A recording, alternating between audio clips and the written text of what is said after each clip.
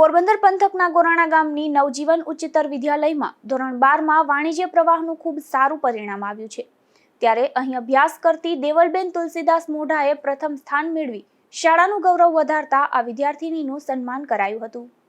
ગોરાણા ગામની નવજીવન ઉચ્ચતર વિદ્યાલયની વિદ્યાર્થિની કુમારી દેવલબેન તુલસીદાસ મોઢાએ ધોરણ 12માં 97.37 PR તથા 88.14% ગુણ પ્રાપ્ત કરી શાળામાં પ્રથમ સ્થાન પ્રાપ્ત કરી ગોરાણા ગામ પરિવાર તથા શાળાનું નામ રોશન કર્યું છે।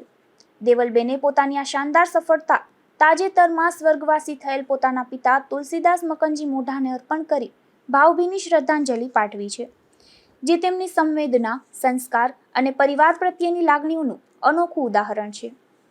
તેઓ સ્વર્ગસ્થ તુલસીદાસ મકનજી મોઢા તથા સરલાબેન તુલસીદાસ મોઢાની સુપુત્રી છે, તેમજ જ્યોતિષવિદ શિક્ષક જિગ્નેશભાઈ મોઢાની બહેન છે। પરિવારજનો, શાળા પરિવાર તથા ગામજનો દ્વારા દેવલબેનને ઉજ્જવળ ભવિષ્ય, સતત પ્રગતિ અને વધુ મોટી સફળતાઓ માટે શુભાશીષ પાઠવવામાં આવ્યા છે।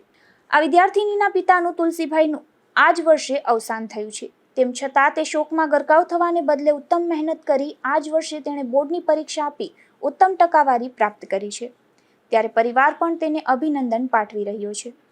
એટલું જ નહીં, ગોરાણા ગામ ખાતે સમસ્ત ગામ દ્વારા ચાલી રહેલી શિવ મહાપુરાણ કથામાં પણ આ વિદ્યાર્થિનીને સન્માનિત કરવામાં આવી હતી। નિપુલ પોપટ સાથે અશોક થાનકી, ગુજરાત ન્યૂઝ, પોરબંદર।